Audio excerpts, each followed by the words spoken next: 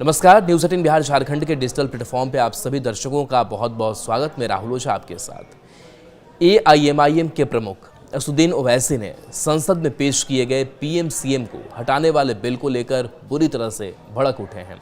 ओवैसी ने इसे लेकर कई गंभीर सवाल उठाए हैं। उन्होंने पूछा है कि क्या राष्ट्रपति सच में प्रधानमंत्री को हटा सकते हैं।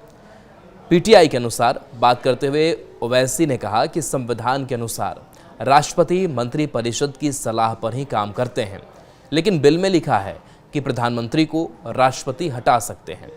ओवैसी ने कहा कि यह संविधान के खिलाफ है। ओवैसी ने कहा कि यह बिल संविधान के मूल सिद्धांतों का उल्लंघन करता है। उन्होंने इस मामले पर सरकार से स्पष्टीकरण मांगा है। केंद्र सरकार जब चाहेगी तब राज्य सरकार को गिरा सकती है। ओवैसी ने कहा कि अगर केंद्र ने किसी राज्य सरकार के 4-5 मंत्रियों को गिरफ्तार कर लिया तो सरकार अपने आप गिर जाएगी, फिर स्वतंत्रता कहाँ बचेगी।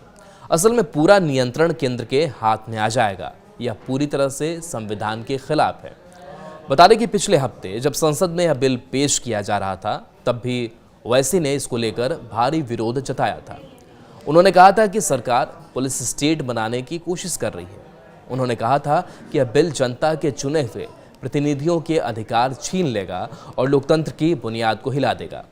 बता दें कि 130वां संविधान संशोधन विधेयक में लिखा है कि अगर प्रधानमंत्री या मुख्यमंत्री जैसे शीर्ष नेता किसी गंभीर अपराध में फंस जाते हैं और लगातार 30 दिन हिरासत में रहते हैं तो उन्हें पद से हटा दिया जाएगा।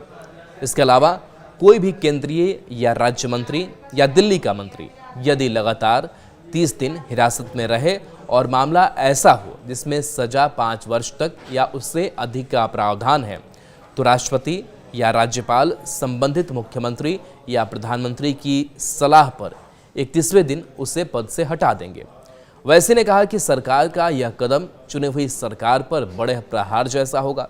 संसद में उन्होंने कहा था कि इस कानून से सत्ता के तीनों स्तंभ यानी कि विधायिका, कार्यपालिका और न्यायपालिका की स्वतंत्रता कमजोर होगी और जनता के मतदान का कोई महत्व नहीं रह जाएगा।